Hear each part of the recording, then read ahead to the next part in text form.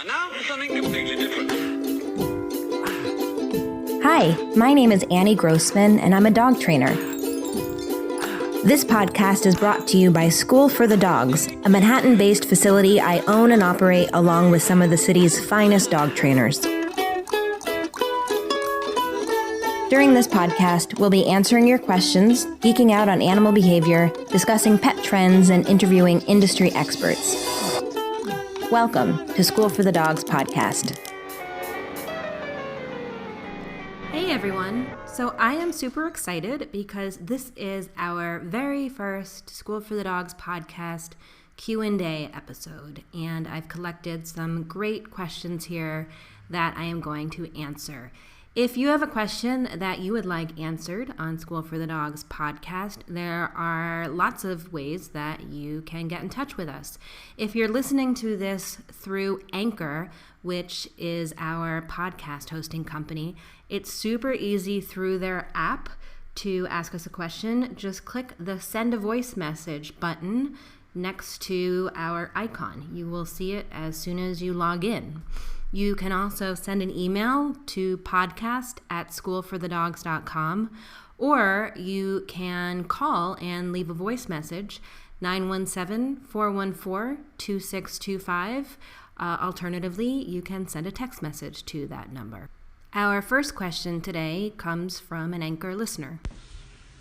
Hi, Annie. My name's Corey. I'm just new to your podcast, and I'm also an owner of a newish Labrador puppy. She's actually 11 months old, but my question is the jumping. My dog is extremely excited, very friendly, very happy. We've been through 2 basic trainings. No one's really been able to help me in the area of jumping.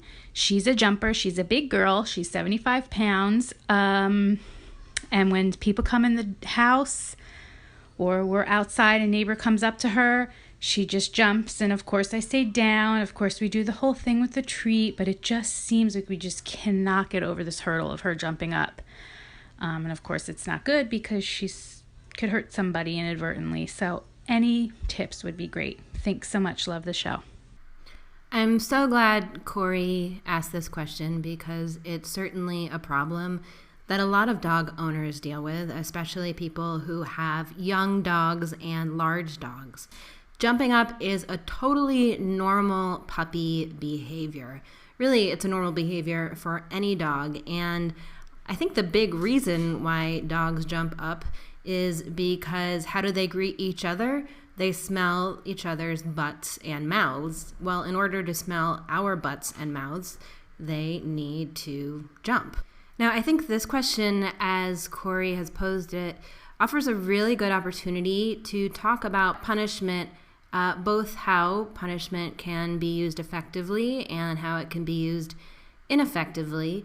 But before I get into the topic of punishment, I want to talk about how you can stop this behavior from starting in the first place, right? Because one reason that I'm not a huge fan of punishment is that in order to punish a behavior, you have to have the behavior happening in the first place, and I'd rather not let the behaviors happen at all, right? If your dog's not doing annoying stuff, then you have nothing to punish, and to me, that's the best kind of dog training, right, is to create a situation where your dog wants to do the stuff you want them to do and just isn't doing the stuff you don't want them to do. So when I deal with puppies in puppy class, we talk a lot about greetings, human greetings and dog greetings. And I suggest that when you have your dog outside on a leash and somebody wants to come up and say hi to your dog, you get down low, hook your fingers into your dog's harness or collar, get some treats, put the treats on the ground, and have the person who's approaching your dog give your dog treats too, right? And what you're doing here is twofold. First of all, you're making it unlikely your dog's going to jump because you physically are restraining them, but you're also making being down near the ground a really fun thing because that's where treats are happening. And, you know, I say treats, but treats, food, it's all the same thing. In fact, I think that a lot of the time simply feeding your dog's meals while you're out on walks, especially if you have a young dog, is a really great idea, because outside you are generally a lot less interesting than everything else around, right? Inside, your dog has to eat, and we're usually the ones providing the food, but by providing the food on the floor in the kitchen 2 or 3 times a day, like we generally do, we're kind of losing fuel that we could be using to teach new things, like teaching that I am extra interesting, right? Your dog spends all their time with you, so compared to all the exciting things that they're encountering outside, you are relatively boring, unless when you're outside, you become the dispenser of the only meal that they're going to have that day. And if you're armed on your walk with your dog's entire breakfast, for example, you're going to have a lot of opportunities to use food to reward all the good things your dog is doing outside, like paying attention to you at all, like not jumping. You can reward every moment that your dog isn't jumping, and do reward by your knee or toss the treats on the ground to, again, encourage good things. Encourage this idea that good things are happening on the ground.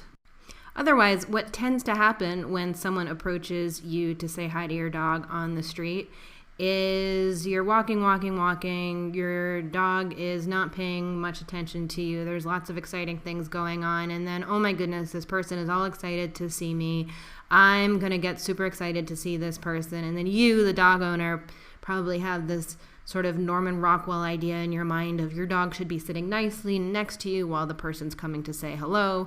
Your dog hasn't seen that picture and is instead going bananas, and you're yelling down at your dog, and it's just madness, right? So I'd rather stop those behaviors from starting in the first place, get down low, hook your fingers in your dog's collar, give the person a treat to give your dog, and then you're also creating a good association for your dog with new people approaching. And neither of you are going to be out of control in that moment. I also find it can be a really good move to bring a toy out with you on the street with a dog, and periodically play tug with your dog or bounce a ball for your dog. But again, you're trying to make yourself interesting and to provide appropriate outlets for them to expend their energy rather than letting them get that energy out by jumping up on people. One other tip is to walk really fast with your dog when you're outside and switch directions all the time, right? I say to my clients, you want to be a really unreliable navigator when you're outside. You want your dog to be like, I never know where we're going, right? Because if you're just going straight all the time, your dog has no real need to pay much attention to you. You want your dog to be like a backseat driver trying to figure out what your next move is going to be and trying to keep up with you. Not only is that going to keep their focus on you, but it's going to make you, again, more exciting. And that's a big part of our goal here, is to make you interesting on walks. Now, like I said, I wanted to use this as a chance to talk a little bit about punishment. So there are 2 kinds of punishment: negative punishment and positive punishment. And in this context, negative means that you're taking something away, and positive means that you're adding something. And punishment, technically speaking, just means that you're discouraging a behavior. Of course, on the other side of the equation, we have reinforcement, which is encouraging a behavior. And there, too, we have positive reinforcement and negative reinforcement. One is adding something to encourage a behavior, and one is taking something away in order to encourage a behavior. So it sounds like what Corey's trying to do is to punish the behavior of jumping using positive punishment. And I know punishment can sound like big and harsh and scary, and she said she's just yelling the word down at her dog, which, is not some horrible, evil thing to do at all. But if the goal of yelling down is to get your dog to stop jumping, then you're attempting to punish the behavior. So there are a few reasons why this punishment seems to be proving ineffective.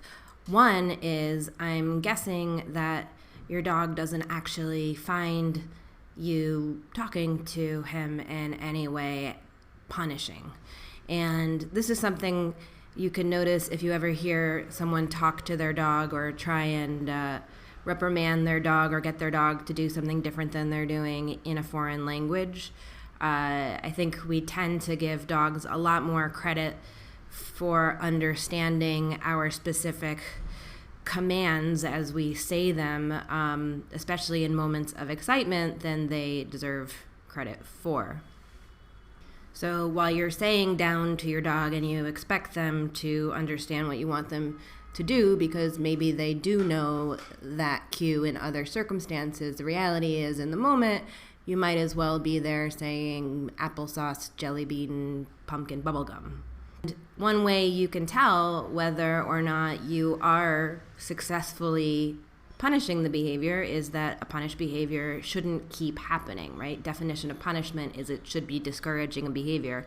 So if every day your dog is jumping on people on the street and every day you're trying to get them to not do this by saying no or down or whatever it is you're saying, and then the next day it happens again, chances are you are actually only reinforcing the behavior. And while I commend trying to use treats to redirect the dog to the ground, probably this is only reinforcing the behavior too. From the dog's point of view, he's like, oh, I jump and then there are treats on the ground. So the behavior of jumping must be a good thing.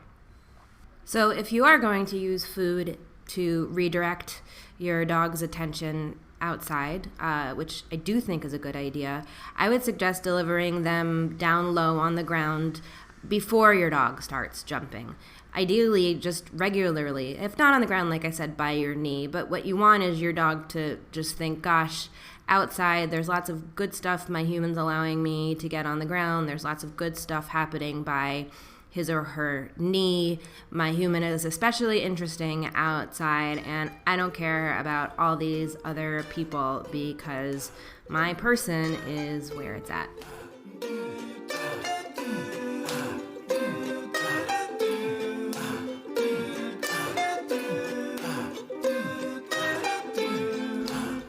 We have another question about jumping here. This one from Bev in Bedford, New York. I have a 3-year-old golden doodle, and my question is about jumping. And I know how to curtail jumping. Basically, if I just turn my back and ignore my dog as if I'm highly insulted, that works. But it's difficult to get everyone that comes to the door to help with that training. And so he gets mixed messages from people that mean well and say, oh, I don't mind. So my question is, if I have a group of friends here and I'm hosting a party or a lunch, do you think it's a good idea to have a trainer here that day to completely, occupy him and teach him that jumping on people is a no-no? That's a great question. While it would be great to have a trainer there every time you have people over to help occupy your dog and do concerted training with them in those moments, I don't think that's a sustainable solution because you probably aren't going to have a trainer there absolutely every time you have someone come over. So let's try and figure out some sustainable solutions to this very common problem. Now, what Bev describes doing is an example of negative punishment, taking something away in order to discourage a behavior. What she's taking away when she turns her back is her attention, and the behavior she's trying to discourage is jumping. Now, again, one of the big problems with any kind of punishment is that it generally happens after the behavior has occurred. And once the behavior has occurred, in the moment it's occurred, it has been most likely reinforced because jumping is fun, jumping feels good. So whatever happens after the jumping is fighting against the money that's been put into the bank account of jumping being a fun thing. I kind of think of it's like if you had a kid who was doing a cannonball into a pool. Well, if the moment that they hit the water, the pool went into flames, that would probably be effective, positive punishment, right? Because it would be happening at the exact moment that they hit the water. The problem is, again, just the very act of jumping probably would have been fun, and it would be excellent if the timing of the punishment could be so specific as to happen exactly when they hit the water. But even then, you can't be sure that the kid is going to associate jumping into the pool as the thing they shouldn't be doing, right? They might think, oh, jumping into this part of the pool was the problem, but if I jump into that part of the pool, it'll be okay. Or maybe doing the cannonball was the problem, that if I had just done a dive, it wouldn't have been an issue. Or this pool is bad, but that pool over there is good. And it kind of doesn't matter if someone is standing on the sidelines shouting, don't do that, because, again, it's already been done. An example of negative punishment in that situation would be taking the kid's allowance away for jumping into the pool. Again, they've already jumped into the pool, so you're punishing a behavior that already exists, whereas in general, in any kind of training, my preference is to create situations where you're not going to get the behaviors you don't want. So I'd say Bev's dog is being reinforced for jumping 100% of the time. Sometimes the reinforcement is just jumping up because jumping is fun, although it might also then be punished after it's happened because then Bev turns her back in an attempt to negatively punish the behavior. Sometimes the behavior of jumping up is reinforced because whoever comes over says, oh, I don't mind, it's totally fine, and then lavishes lots of attention on the dog. You can understand that he must be confused. My suggestion is let's figure out some ways that we can keep jumping from happening at all. Now, certainly, if you know you're going to have guests over, I suggest helping the dog get out energy in lots of appropriate ways before they arrive. Going for a run, throwing a ball in the yard, playing a really good game of tug or fetch. Then the next order of business is teaching the dog that people coming through the door means lots of good stuff happens on the floor. So one way you could do this is put some treats outside by your front door and instruct your guests to grab some when they come in and then toss them on the ground at your dog when they come in the door. The challenge here might be training people to just throw the treats on the ground because for whatever reason, we humans tend to want dogs to do some specific thing before we give them a treat. Oh, I'm only going to give a treat if he sits or whatever. And in this scenario, I don't really care what the dog is doing. I just want him to make the association people coming into the door means treats on the ground. It's probably a good idea to set up some situations before you are actually having a party with new people coming over where your dog can practice this with decoys coming through the door. So if you have a neighbor who once a day can commit to coming over and practicing this, that's going to help your dog learn this much faster than if you only try and practice it in the actual moments when you are having guests over. You could also automate this whole process by investing in a treat and train. A treat and train is a remote controlled treat dispenser that costs about $125, I believe. We do have it at storeforthedogs.com and in our East Village shop. I love this thing. I think it's well worth the investment. Basically, you just fill it with treats or dry food or any kind of hard, small treat. You could use peanuts, you could use Cheerios, and it sits on the floor and you push a tiny button that you can carry in your hand and treats come out. It also operates on a timer, so you could set it to dispense every 5 seconds and just push the button once when people come in. If you have a dog that you have in a crate, you can also sit it on top of the crate so that it'll drop treats into the crate when you push the button. I even have clients who tape up the button by their front door along with a note that says push this when you enter, and that way every time someone comes into the house or the apartment, the dog is learning that good things pop out of this little machine, which ideally you're keeping far away from the door. And as long as you make sure that it's always full and that your dog is psyched about whatever food is in it, it makes a little ding sound before the treats pop out. So it's just a really great way to consistently condition your dog to understand good things happen from this machine whenever anyone enters that door. And it's a really easy thing to practice every day. Again, it's important that it be filled with something that is more exciting to the dog than jumping up on new people. Then, when your dog is paying attention to stuff that's on the ground, you can tell your guests that they can go ahead and approach your dog. I would suggest that you tell them to get down low, kneel down on the ground. Again, dogs want to smell our mouths and our butts, so if we can get down to their level, they're going to be less inclined to jump. And give the dog a lot of love at their level. And of course, if you have someone over who's not interested in hanging out with your dog, that's totally fine too. But the trick is to have the person approach the dog and give the dog attention before the dog is jumping on them.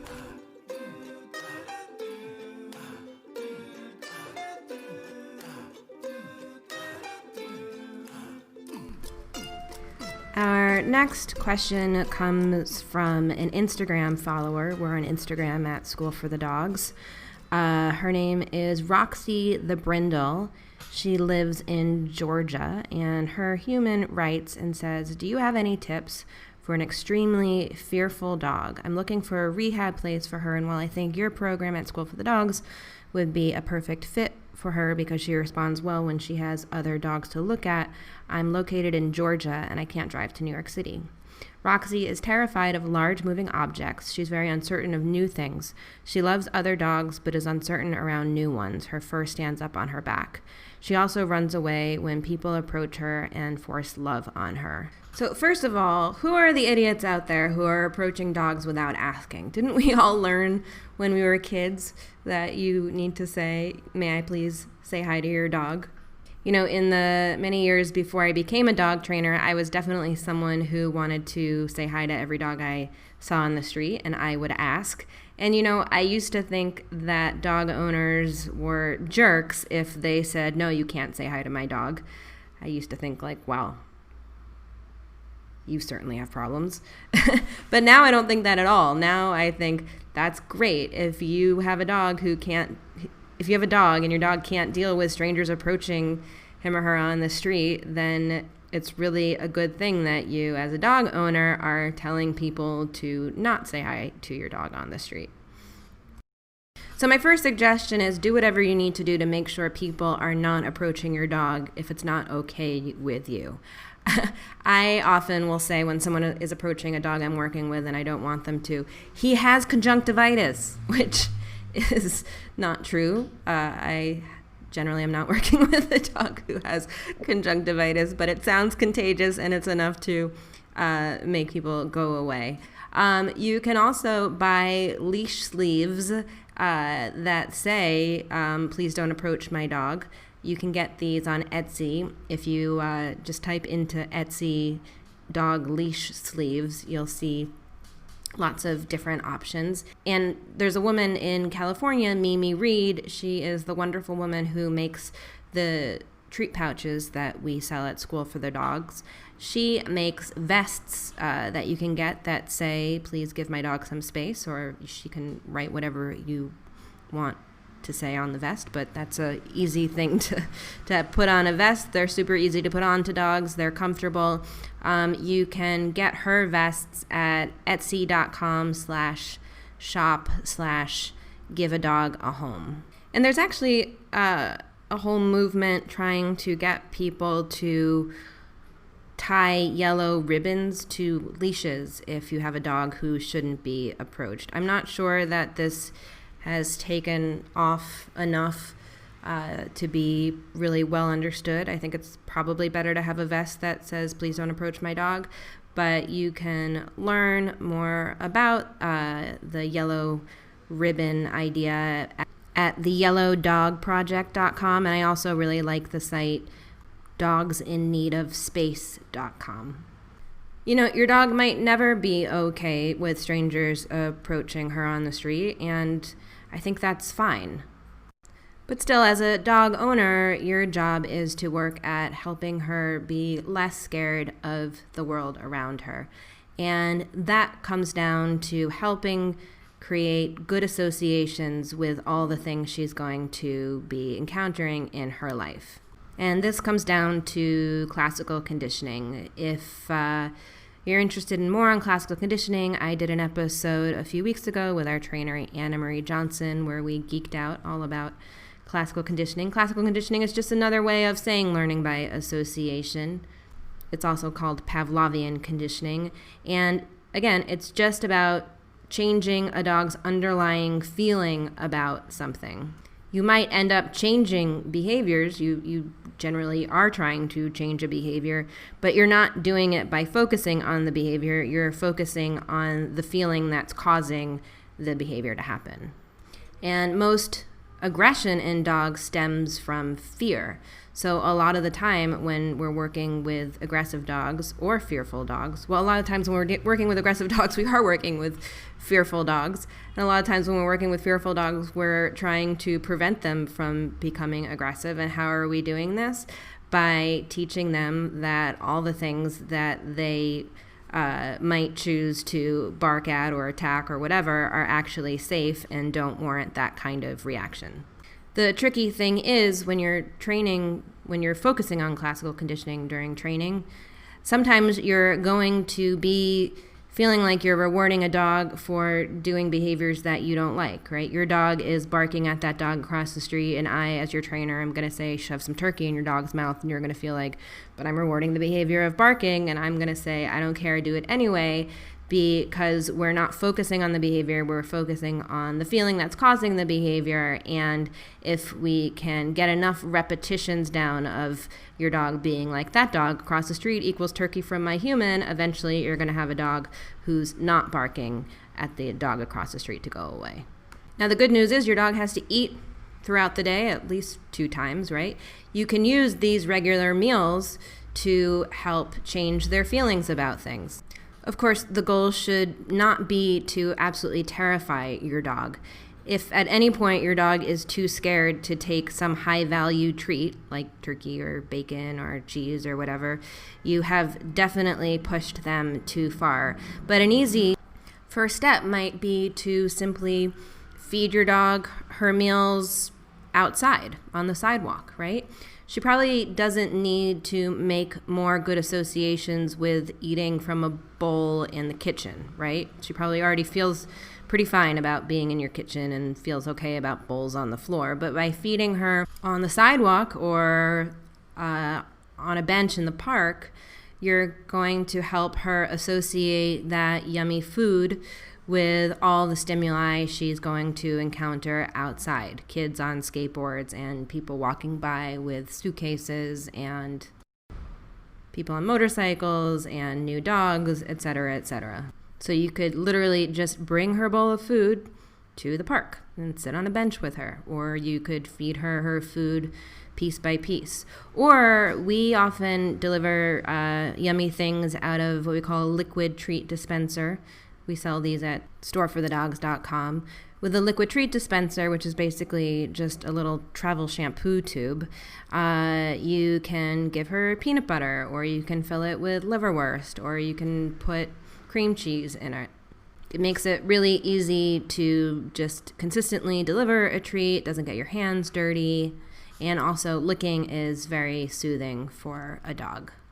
If you give your dog wet food, you can even put wet food in it, or you can buy like a camping squeeze tube, which is a little larger than our liquid treat dispenser. Just go to Amazon and type in camping squeeze tube. Again, it's important to consistently be gauging your dog's fear level, and it sounds like you're already doing a pretty good job at reading Roxy's body language, because you mentioned that sometimes her hackles go up. Of course, I mentioned that if your dog is too scared to eat, that's definitely worth noting. You also want to watch out for various displacement signals, things that dogs tend to do when they're a little nervous. Shaking off is one thing. Lip licking is a super common displacement behavior. Unless your dog has just swallowed something or has a mouth full of peanut butter or is obviously happy or hot, usually we don't want to be seeing their tongue. So if they're licking their nose, that's usually a sign of stress, or if they're doing a lot of panting, that can also be a sign of stress. Yawning is also something dogs often do when they're uncomfortable. So these are just some things to look for. And I actually have a template that I sometimes give to clients. I will link to it in the show notes that you can use to try and track when you're seeing these kinds of behaviors on a walk. Because ideally, if you're putting in the work and really focusing on classically conditioning your dog to new stimuli, you should be seeing less and less of these kinds of displacement behaviors. And I usually suggest that just on your regular walks, again, you should be bringing treats on these walks, ideally something in a tube because it's really easy to deliver. I would suggest just on regular walks trying to keep to the same path so that your dog can get really used to all the things she sees on that route. And also, if you have a consistent route that you're sticking to, it kind of helps give you a baseline during which you can track how many times she is displaying those kinds of stress signals I was just talking about. Ideally, you should be seeing them less and less. If you're not, you might want to consider talking to your vet about medication, whether that's pharmaceutical or non-pharmaceutical. Sometimes if a dog is super stressed, medication can be necessary to just get them to a point where learning is possible. If a dog is really over the edge all the time and you're finding that the training that you're doing is not going anywhere, that might be a step that you need to take to at least get them to a point where they can start tuning in to what you're trying to train them. If an animal is just so stressed about trying to survive at every moment, they're generally not going to be able to do any kind of useful learning. They're just in total fight or flight mode, and that's not your fault. Sometimes that can just be baked in. Sometimes it might have to do with stressors that happen in their life before you entered the picture. And in a lot of cases, I think that medication for an extremely fearful or anxious dog can be a really integral part to a good training plan. One last thing I wanted to mention is that you said Roxy is fearful of large objects and new objects.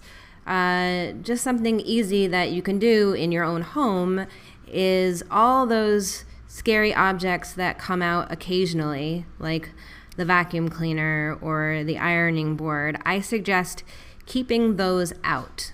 Let those potentially scary objects just become part of her daily landscape rather than being scary things that just suddenly appear now and then. If you need to, you can sprinkle treats on them to help her be less fearful. But ideally, she'll start to generalize that, the suitcase in the living room at home is okay, so this suitcase that this guy on the street has with him must also be okay. And we hope that the generalization might go even beyond that, so that new, unusual objects will become less frightening to her as well. Thank you to everyone for the great questions. Please send in your questions and I will answer them soon. Our woof shout out today goes to Ginger. Ginger belongs to our trainer Anna, and Ginger is very fearful.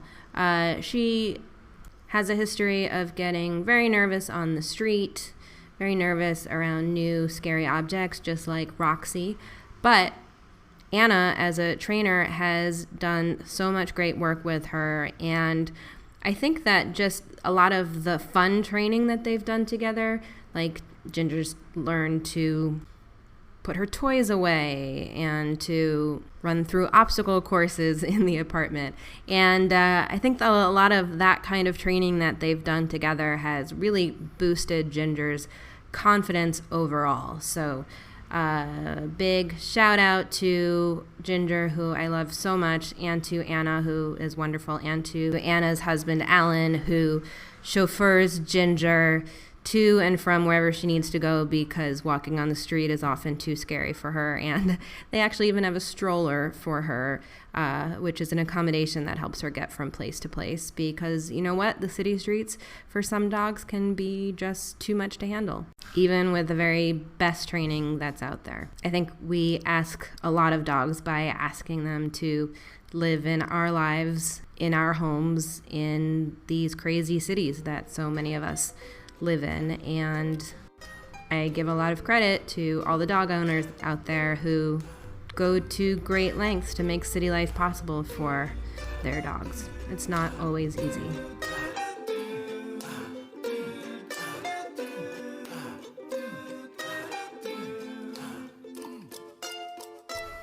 Fun dog fact of the day. Did you know that Shakespeare mentioned dogs over 150 times in his plays and sonnets, but there is only one instance where an actual dog appears in any of his plays. That play is The Two Gentlemen of Verona, and the dog belongs to the character Lance. The dog's name is Crab, and he is described as the sourest-natured dog that lives. What's up with that, Shakespeare? In all of your many plays, you only made a part for one dog, and he's a crotchety dude? Come on. Come on. You could have done better. Oh well. I guess we're not going to start teaching Shakespeare anytime soon at School for the Dogs. Thanks so much for listening. You can support School for the Dogs podcast by telling your friends about it, leaving a review, or shopping in our online store. You can learn more about us and sign up to get lots of free training resources when you visit us online at schoolforthedogs.com.